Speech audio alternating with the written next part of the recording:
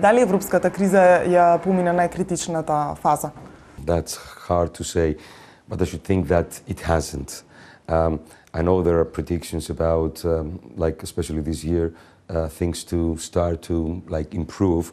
I fear that this is not the case, but even if things do start to improve, it doesn't mean that it's the end of everything. It's like, you know, the post-war like experiences. Even if like there is like a gradual increase in whatever, let's say, ratios we're talking about and how things are improving in the economy, the repercussions, the consequences of what has been happening over the past 3-4 years, now we have to deal with. So it is a difficult period to go through, especially if we're talking about the company. Even if the economy starts improving, it doesn't mean that it's the end of everything, because we had to deal with all the problems of the past, and there have been indeed too many problems, economically, financially. Многу аналитичари предвидуваат дека европската криза ќе заврши во првата половина од 2013, но воедно и предупредуваат дека 2013 ќе биде многу потешка од претходната година од аспект на начин на кој што компаниите треба да ја преживеат. Вашиот коментар? Well, this is basically what I just said. I mean, it builds on that. Analysts may do say that, but at the same time, it's not the end of like everything. We have to deal with what has been happening in the past, and of course the psychology of the people, the psychology from like, the markets, as stock markets, as well as in business. People are not very willing to invest, they're not willing to buy, and we have to change that particular psychology. Liquidity in the market is like down these days. Banks do not issue the loans they used to do in the past, and this is for also consumers to be able to purchase, as well as for companies to invest and carry on with their like day-to-day dealings. So the key is that we need to be cautious. As a like straight answer, I would say no, problems are not over yet.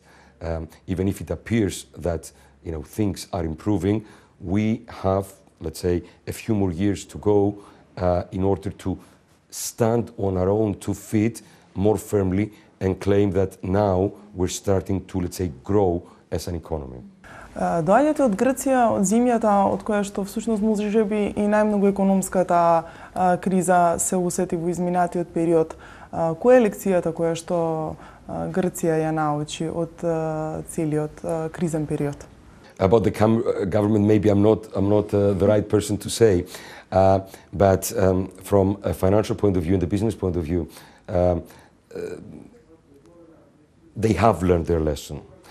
The problem is now the people, or at least like a lot of them have been made redundant, and these have domino carryover effects, because when you don't have a job, you don't have money, you don't purchase, and this builds a whole new, let's say, line of consequences, like unfortunately negative consequences that we have all to go through.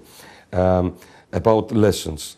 The lessons they've learned now is to be a little bit more cautious in how they invest, in distributing, in expanding, maybe over-expanding and too soon, has created some of that crisis. And now, by just being more careful, they're bound to walk and make more careful steps, and in this way, they will be moving towards the right direction, but with a clearer head, without the overwhelming feeling that, I will conquer a particular market. And this is basically what we teach in business, not to, let's say, get overwhelmed by something, but have like strategically planned everything and move slowly into, let's say, succeeding your goal.